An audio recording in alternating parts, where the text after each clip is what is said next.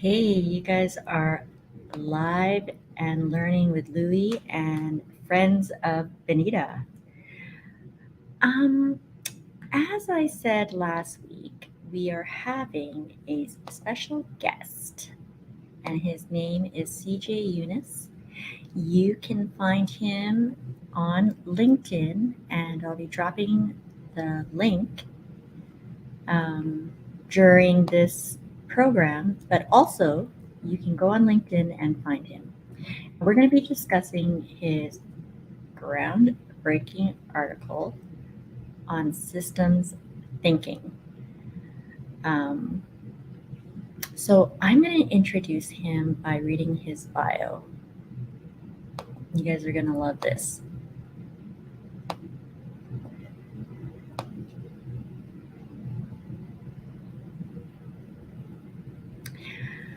Carl C.J. Unis is a systems engineer with the United States Space Force in Albuquerque, New Mexico. He has a master's degree in systems engineering from the Stevens Institute of Technology. The degree is focused on systems engineering practices and systems of systems methodology, subcomponent architecture, and systems design. His main area of concentration is systems complexity and cascading failures of enterprise systems. It's a lot of systems, guys. He has more than 20 years of professional experience in various disciplines. He is a subject matter expert in continuity of operations, continuity of government, devolution,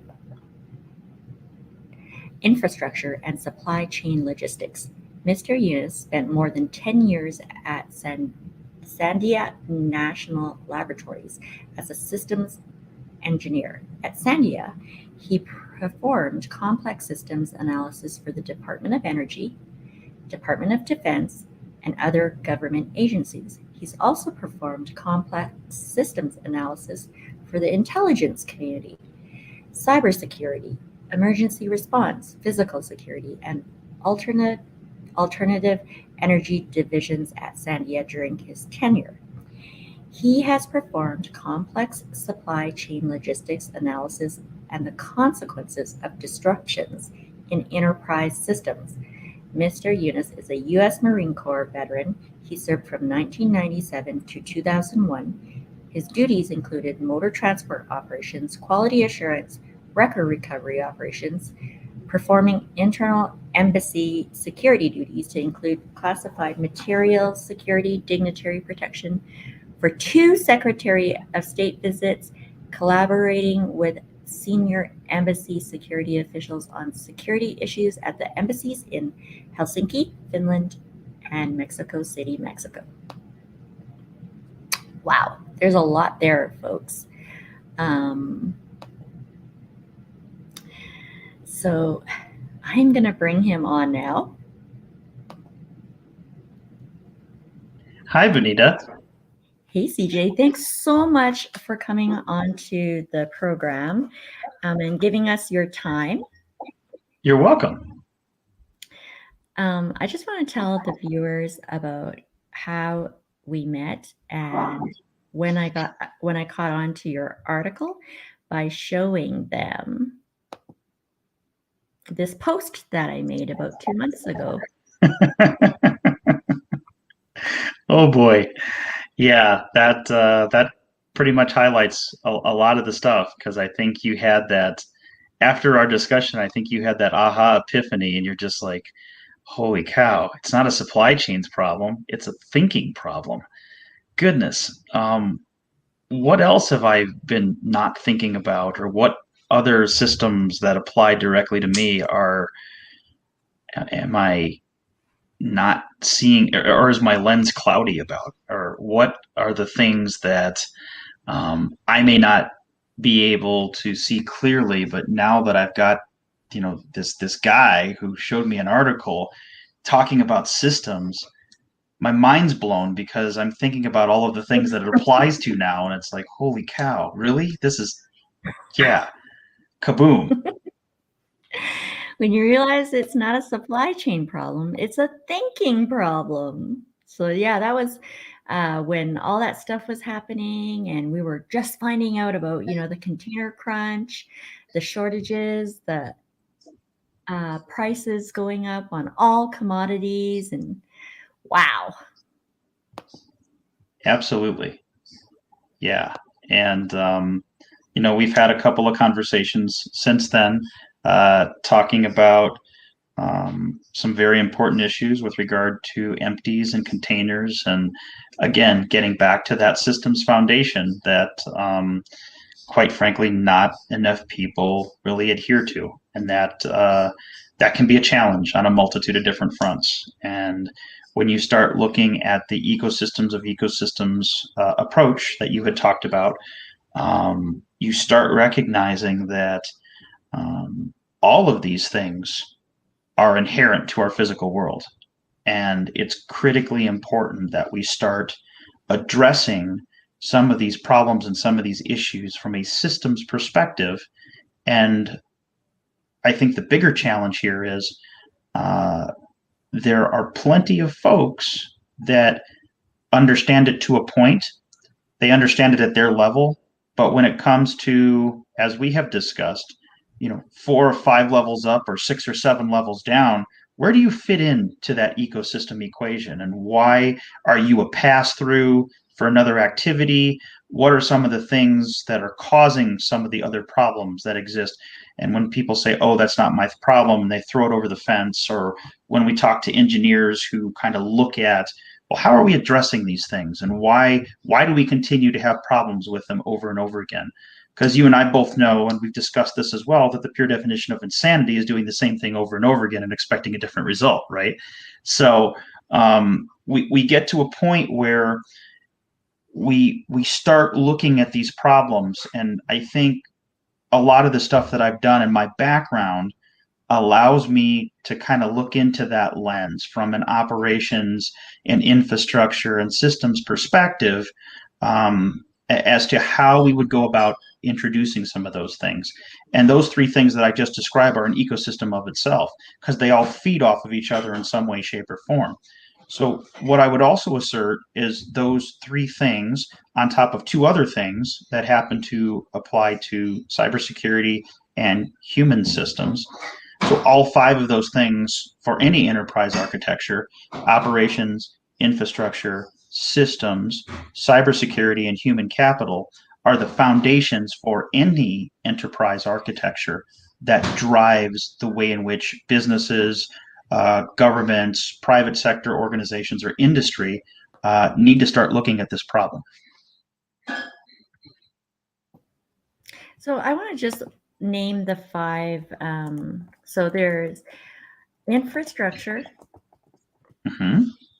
operations, systems, cybersecurity or cyber, and human capital. Because those are really like the five pillars that you always talk about. Yes. And I think we can address any like challenge that we have by, thinking about those five things. Completely agree. So sorry. Yeah, no, it's those five pillars drive the way in which enterprises function. And if any one of those things happens to be deficient because they're all connected to each other, they start failing internally and then they start failing catastrophically. And then everything that those things are connected to will eventually fail as well. And this is why in the emergency operations world, we see small communities or small cities fail very rapidly because all of those things are connected to each other in some way, shape, or form. And quite frankly, it has been our experience in the emergency services world, as well as doing vulnerability analysis for infrastructure, that those things are all connected to each other. And the more I did analysis around these things, because I know you had talked about the colonial pipeline as well, and it's really, really important to understand the potential cascading failures and the unintended consequences of what happens when that pipeline stops flowing because of a denial of service activity or some other human-caused event, either intentional or unintentional. Right. That was the first thing I thought about when I read that part in your article. Like denial of service. Like, explain to us denial of service, because some folks might not know what that is. So denial of service is when a organization or an individual has malice or intent to that organization to cause harm or a disruption to their system, kind of like a cyber terrorist or somebody that has intimate knowledge of the way in which their particular systems work, and kind of exploiting the vulnerabilities within a ransomware attack or a denial of service, so they don't have to function, or they don't have the ability to function anymore. So that becomes a very important point in a lot of the discussions, because some of these things that occur are either intentional or unintentional. And it's critical that folks understand the difference between what an accident is or nefarious intent looks like. So these are also important things to kind of highlight and think of. If you were a bad guy, and this is a lot of the stuff that I used to previously do, if I was a bad guy, how would I go about attacking your system and shutting you down for a certain amount of time so that you would either lose revenue, you would not be able to function, or what are some of the things that I could do to permanently shut down your business from a red teaming perspective? Right. I mean, when that was happening, and I saw the headlines and the breaking news of people lining up for gas, and just like, I was wondering, like, this is a huge artery that no one had talked about before, and how long is it going to be before like something catastrophic happens, and not just like lineups at a gas station before Memorial Day. Right. Like, I was wondering, like, what could potentially happen in my mind. Yeah. Yeah, like, what could potentially happen? I mean, Right. And then you start thinking about it. So, we as human beings are pretty precarious creatures, because we assume that everything is going to be okay, because all of these things are operating seamlessly behind the scenes until they're not. And when they stop operating, those unintended consequences or those cascading failures that you and I have discussed previously really start getting people to recognize that these are really not trivial things. And between fuel distribution, between distribution supply chain issues, there are other pieces of infrastructure in that system, the systems of systems architecture that we continually talk about, that support the things that happen every day. I mean, when you think about your ability to function, your ability to do business, what are some of the things that you depend on every day that operate seamlessly, that if you didn't have them, you couldn't communicate with people, you couldn't get from point A to point B, the way in which that you send money or receive money is disrupted.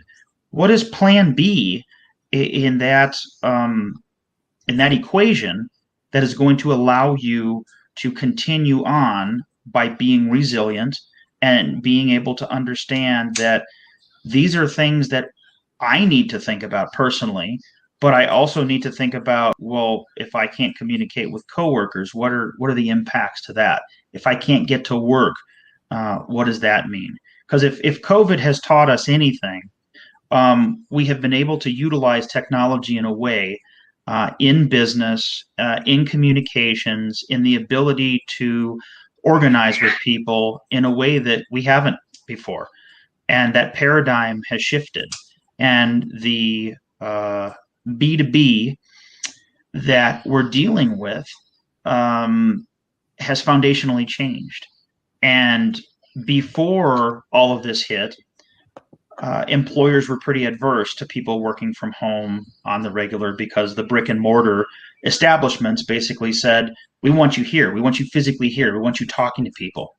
And then because that they were forced to kind of look at their business model in a different way and address that business model in a different way, the paradigm has shifted to the way in which people do business or communicate with each other, or they have more flexibility in their work schedule to either work from home, go into the office 2 or 3 days a week and work because of the commuting factor. That time that you would normally spend traveling to work, you can hop on a machine and start working right away, where you don't have to travel, you don't have to deal with all the headaches in your commute, and kind of utilize that extra time that you have to be productive. Right. I mean, I think I started thinking about that all at the beginning of the pandemic, and a lot when I was in Houston and thinking, talking to the Stowe community, the shutdown turnaround outages community, and I remember asking one of those shutdown or the systems operators, how long before, like during the pandemic, how long before I'm not going to have gas or electricity, or like how long before that happens during the pandemic? And they were like, oh, you're crazy. That's not going to happen because of like the grid and the infrastructure that is in place and the person at the plant or whatever, right? And then that thing in Houston happened where they had that blizzard. Right. And lost all power, and people were dying, and they didn't have hot water. People with babies couldn't feed their babies, and then that just like, Peter was laughing at me when I said it at the beginning of the pandemic, but when he saw that happen, he said, whoa, that potentially, you had a valid worry there. Absolutely. Yeah. So, sorry. yeah, I was just going to say. Go ahead. I was just going to say that I don't know if I told you, like, people worry about a zombie apocalypse.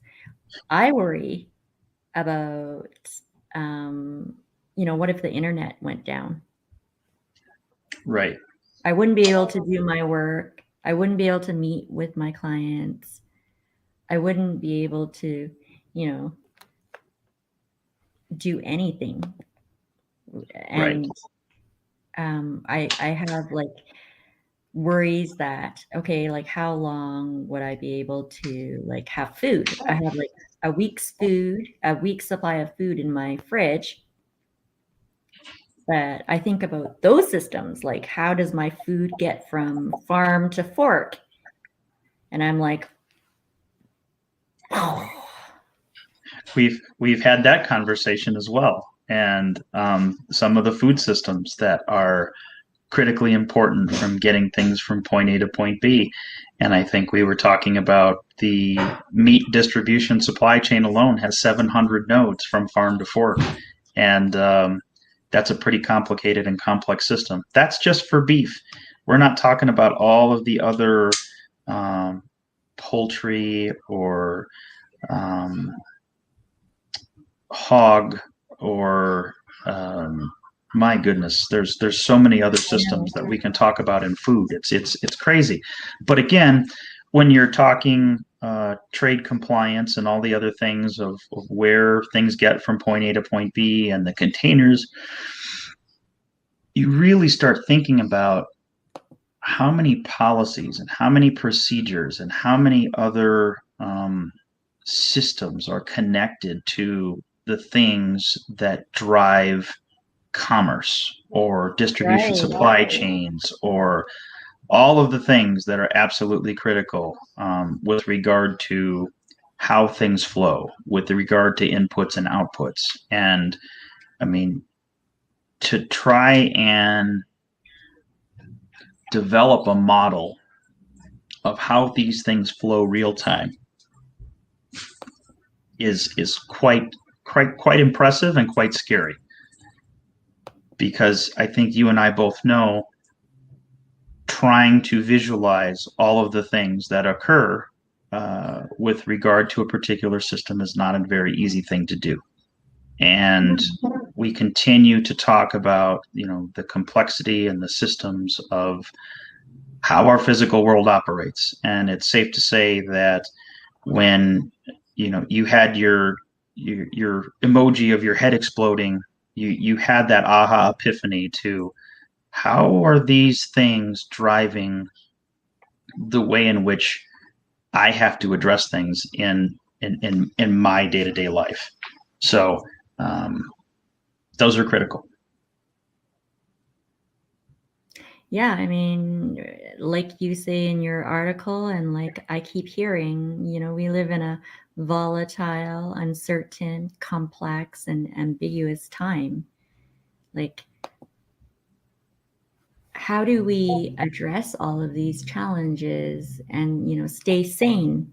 CJ, that's a question. Wow. Well, I think the important part about that is you need to be resilient. And what does resiliency mean?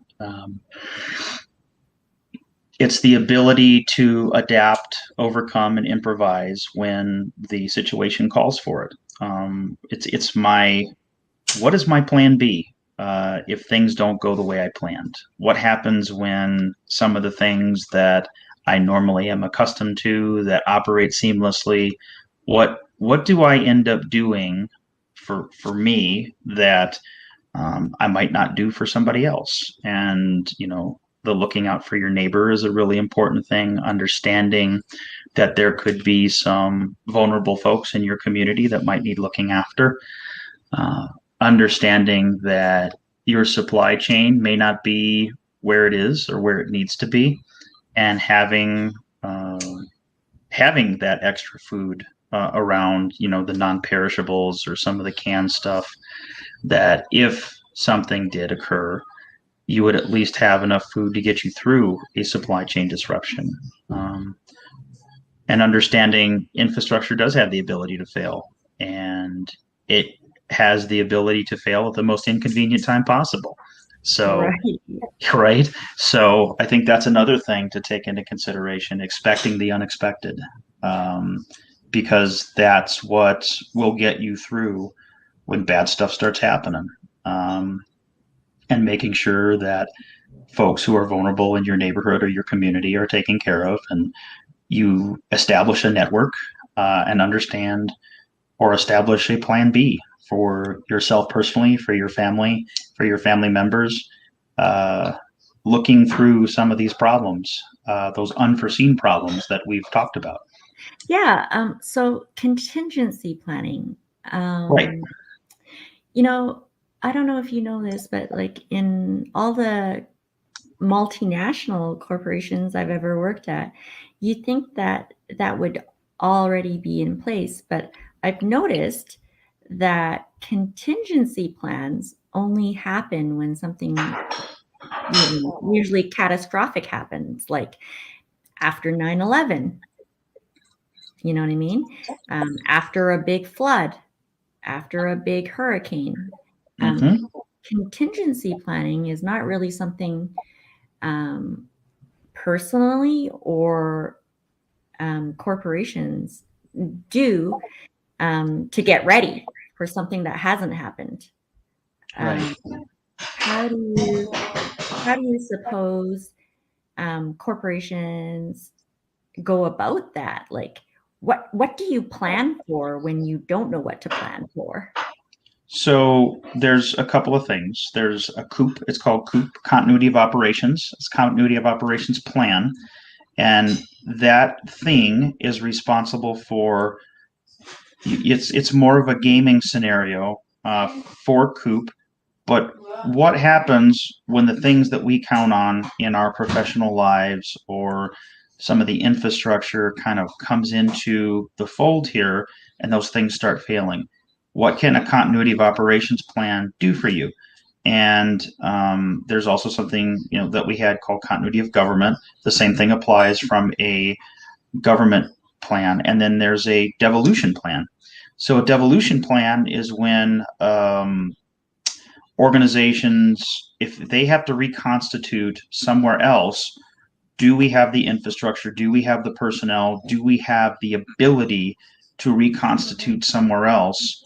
Um, and what are the networks that have the ability to support that too? So it's very, very critical that these things be considered, because if you're thinking about them while the event is happening, it's already too late. This is a train as you fight kind of mentality. So if you get into this, understand that not everybody's going to have all the answers. But if you were able to do a tabletop exercise and look at some of the gray areas that are encompassed in your C-suite folks and some of the assumptions that are being made, you also need to look through operationally, what are some of the impacts that we're going to have right away in the short term versus what are some of the more strategic things that are going to occur in the long term that are going to keep us from doing the day-to-day things that we are ultimately responsible for, responsible to shareholders, responsible to our fellow employees, responsible to our customers. And do we have a timeline? And if so, do we have goods and services that need to be delivered in a timely manner? I mean, I could go on and on about this, but I think that's what continuity of operations really is, and understanding the metrics behind those things that drive the way in which business is conducted, and getting those C-suite folks in the mix to think about some of these problems. Because as you had said in your build up to this, a lot of those C-suite folks don't necessarily consider the things that are critically important to their business operations. And I think that is a very, very important point to highlight here, because quite frankly, more times than not, there's lots of people that don't necessarily consider those things until it's too late. Yeah, I like how you're bringing the sexy back to operations. The supply chainers out there and the operations people out there, thank you. And I think like the whole pandemic has really shed light on the fact that, operations is basically operations was the, what are they called? The necessary services? The critical services. Critical services, right? Basically every operation that we can think of, hospital operation, plant operation, ground operation, courier services, all of those people that keep our everyday lives functioning, those were deemed to be the critical services. So, and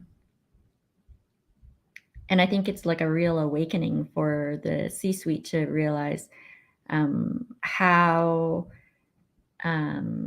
meaningless policy, strategy, planning is without maintaining continuity of operations. Yeah, you couldn't be more right. And I think to your point, understanding having a effective COOP plan, it's safe to say that plenty of people have a COOP plan. There's a lot of organizations that have a COOP plan. However, when is the last time that organization exercised their COOP plan and they were able to understand what some of the gaps are?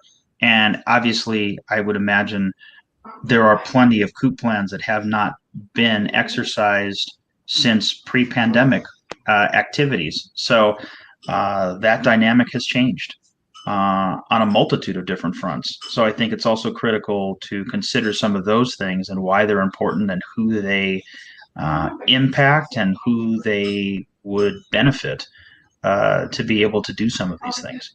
But it's an all-encompassing type of thing. But a COOP plan is literally looking at some of the systems problems that you're going to encumber when bad things start happening. Right. And I love how you always say that anytime I bring something up and you identify the consequence that I'm talking about, you say to me, the smallest things can cause, you know, the most catastrophic incidences. Simple things can cause complex problems. Right. Simple things can cause complex problems. Absolutely. I think we're like covering like this article is going to be used as my reference document for systems thinking. Like anytime I am, a lot of times like with that supply chain problem, I'm thinking about why this is happening. Like, I'm not getting my sneakers, or uh, I don't have my regular household cleaning products, or whatever. Why is this happening? The container crunch, why is that happening? Why is the bottleneck at the port happening? I think I'm going to come back to this article and think about it in that way, and then learn how to communicate in the same way, because I think that it uses a logic and a type of thinking that everybody can use. Yeah, that's it's a very solid point because I think that if we have learned anything from COVID during some of the supply chain things that were going on, we have recognized that truckers are essential personnel. Hospital workers are essential personnel. We're getting back to that foundation of operations. These are the folks that are making it happen day in and day out. It's important that we understand that without these folks, these systems don't function. The operators of the system, the truck drivers, how important is a truck driver from getting things from point A to point B? He might be hauling stuff across country, but if those goods and services are only available in a particular geographic area, that truck driver is either transporting refrigerated produce or goods and services that may not be available geographically in your part of the world. And without that truck getting from point A to point B, and the fuels that he depends on and the lubricants that he depends on to get that truck across country, with keeping up with maintenance and all of the other things, there's somebody behind the wheel. We're getting to the point now where we're going to probably see more autonomous vehicles on the road because there just aren't enough truck drivers. That brings up a whole nother scary topic of conversation with there will be somebody in the passenger seat, but there won't be somebody driving. Never did I ever imagine that would be something that would be science fiction is now becoming science fact, and it's pretty crazy when you think about it. Yeah, and I think there's a tendency to think that technology is going to solve everything. Um, but, you know, maybe it's our thinking about it that is going to help us more. Well, yeah, and I know that we've talked about this too. If you are if you are depending on technology to solve a problem, you might want to take a step back and maybe rethink the way that you're looking at the problem. Because, quite frankly, if you think that technology is going to solve your problem, maybe you need some critical thinking to kind of address the issue that you're trying to bring into the fold, Right. because technology may solve a part of your problem. Technology is not going to solve all of your problem. And that has been proven time and time again. Yeah, and on a larger scale, like we're talking about systems within systems, ecosystems within ecosystems. But I noticed that the conclusion of your article um, reads: the United States Space Force (USSF) is an infrastructure provider responsible for essential cyber warfare and intelligence function and support DoD missions and activities. This includes global positioning systems, imaging, and satellite communications. It's vital to look through a systems lens to understand how these and our future space systems could connect and interoperate, and how risk associated with their operations should be managed and quantified.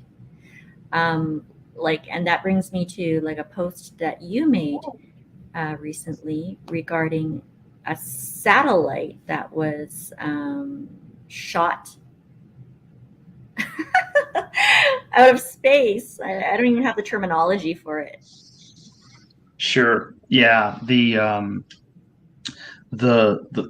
Russians, they had a an incident in space per se that caused some bigger issues that was well known. Certainly not a new problem, but again, you start dealing with the unintended consequences of that action and the level of headache that causes. Kind of like when I showed that picture of a 5 ounce piece of plastic moving at 15,000 miles an hour, making contact with a piece of aluminum. Nobody thinks that a piece of plastic can do that kind of damage, but when it's moving at 15,000 miles an hour and it makes contact with a 12 to 15-inch thick piece of aluminum, well, kinetic energy takes over, and well, as they say, the rest is history. I think we don't necessarily realize that our internet, like the way that we're able to speak to each other right now, and communications with like family back home, who are in a different country for me, and everything that we use on a daily basis is really like um, anything like GPS that we use in our car. Everything is linked and controlled by those satellites, the data. Yeah, you're absolutely right. And a lot of these technologies that were created early on were for a military purpose, and now they have been transitioned into the civilian domain space. And quite frankly, those things are important, but at some given point in time, they had a military application, which is pretty neat. Being able to relate that to shipping containers and manifests and all those other fun things. Without GPS, your shipping and your manifests, you wouldn't have an accurate count of the things that are responsible for understanding your spatial and your temporal activities with a date timestamp as to where they are, the just-in-time delivery, where people are anticipating those things are going to be. And we have gotten so accustomed to that always being there, we really don't think any other way. Well, what happens if these things don't work anymore? And what happens if these things that are ultimately responsible for assisting us in making some very important decisions aren't there? What do we do? We don't Yeah, have what enough happens people. when all the data disappears? Right. What happens when the data disappears? What happens when I can't make an informed decision because the technology that is supporting the stuff that I do isn't there? What is my plan B? And we've talked about a lot of these things, and the paper highlights a lot of that stuff. But as you had said, this is just the tip of the iceberg. It's the icebreaker that gets us talking about some of these other things that are really, really important to driving how we're going to make decisions, how those systems are going to behave in a positive or negative manner, and what are some of the unintended consequences of those systems not being there. So yeah, these are really important things. Right. Whew. Did you notice I used my little mind blown emoji? Yes, It doesn't show up very well, but that's over what in it the is. corner there. Yeah. Yeah, that's the mind blown. It's the one where the emoji's head is exploding. So I Oh put boy. that on just for CJ. And, so you can get a hold of CJ at his LinkedIn profile.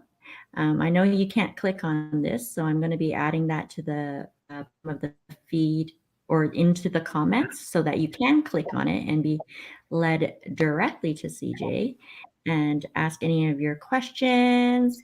Ask for the article. It's featured in the top of um, his featured section on his LinkedIn account, but you can also ask him for a PDF copy, like I did, so that you can read it. Because I noticed, when you look at the documents on LinkedIn, often it's too small. So. Absolutely. There were other things that I know that you had talked about with regard to how do we deal with complex problems? How do we deal with people's ability to think differently about some of the stuff that we're trying to deal with? My best analogy is cleaning off the lens, or cleaning the lenses, to look through the problem more clearly, or looking at the way in which um, we may not necessarily understand things. But again, this is that team of teams mentality where everybody brings their specific skill set to the table to be able to assist and tackle any problem. And the special operations community adheres to those things. They understand that I may not individually be able to get the problem solved, but however, as a team with a bunch of specialties and subject matter expertise, we can essentially tackle any problem that's put forth before us. And that's what the Navy SEALs deal with. That's what the Army Rangers deal with. They stress teamwork. And I think that individual type of mentality in the business world is something that a lot of folks ultimately highlight, and they don't necessarily focus on the team effort, and they want to focus on the individual. They don't want to look at how did we get this accomplished in such a short amount of time with the people that we had and the time constraints that we had. I think there needs to be a new focus moving forward to do those very things. And that's where effective leaders and effective teams are able to execute any problem that's put forth before them, because of that team environment or that team mentality that drives the way in which they address problems. They look at the problem differently, and they go about addressing some of the things that they may not have previously considered. And that is my definition of success, at least.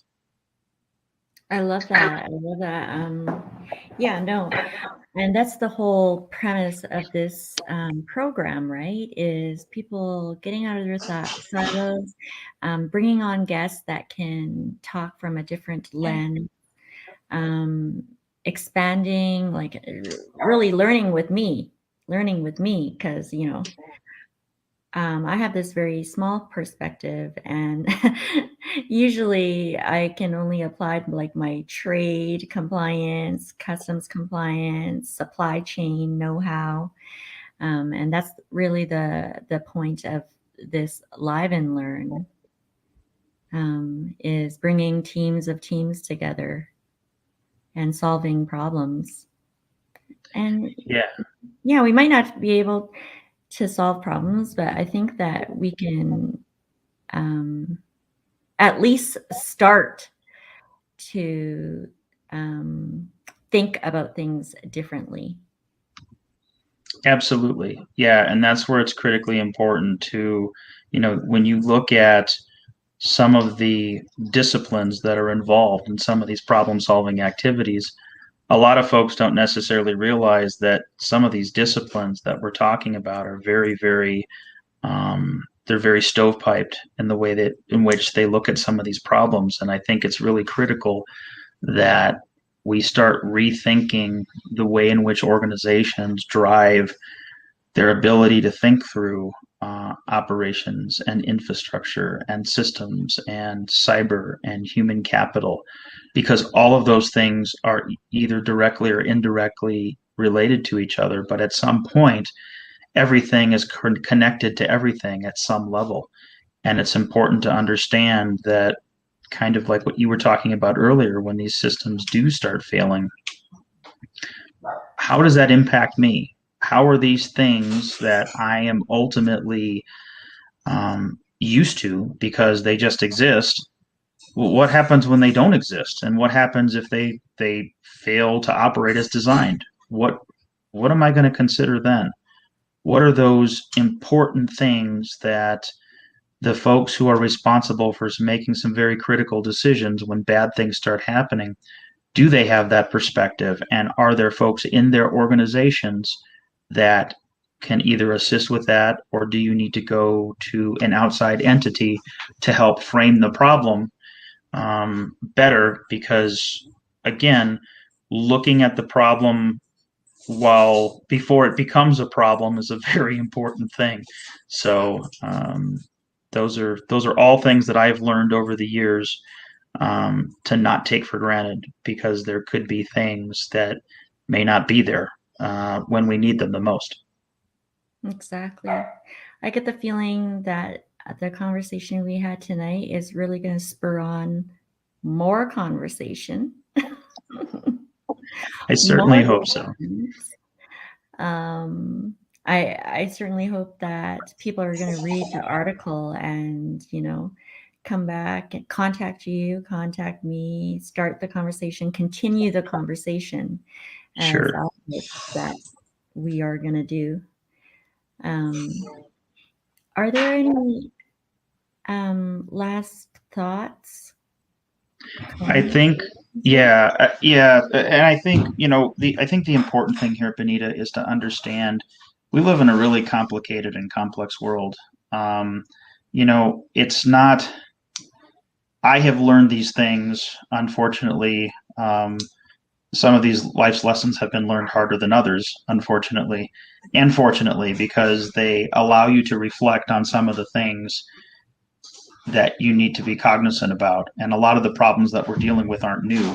They've existed for a very long time, and they've also come full circle. So being able to recognize that these things are not trivial problems, that they need to be addressed in a manner in which everybody can understand, and they need to be communicated to folks that may not completely understand what the paper's all about, or what they may not really get. But that's what this live and learn is all about. It's getting live and uncomfortable. learn and a live and learn. Yeah, there's that too. But it's getting outside of your comfort zone to start understanding problems that you may not be comfortable either talking about or potentially addressing. But again, they are small steps that lead to big things. So it's really, really important that not only are these things highlighted, but start learning about things within your organization or within your business, or the business model that you may not be familiar with. Again, they all exist at the systems level, but again, if you haven't been trained to necessarily think like that, you may not see the problem when it needs to be shown to you. But it's literally right in front of your face. Again, it may not be a supply chain problem. It may be a thinking problem. Right. Which is what I'm realizing. And so I thank you and am grateful for your time that you spent schooling me on systems thinking. I realize this is just like scratching the surface, and there's so much more to learn. Maybe I could have you as a guest on again in the future so that we could have a part 2. That'd be great. Awesome. Thank you so much, CJ. If you're watching this on the replay, hashtag replay in the comments, connect with CJ, read his article, ask him about his article, and we'll see you again next week. Thanks, Benita. Thank you.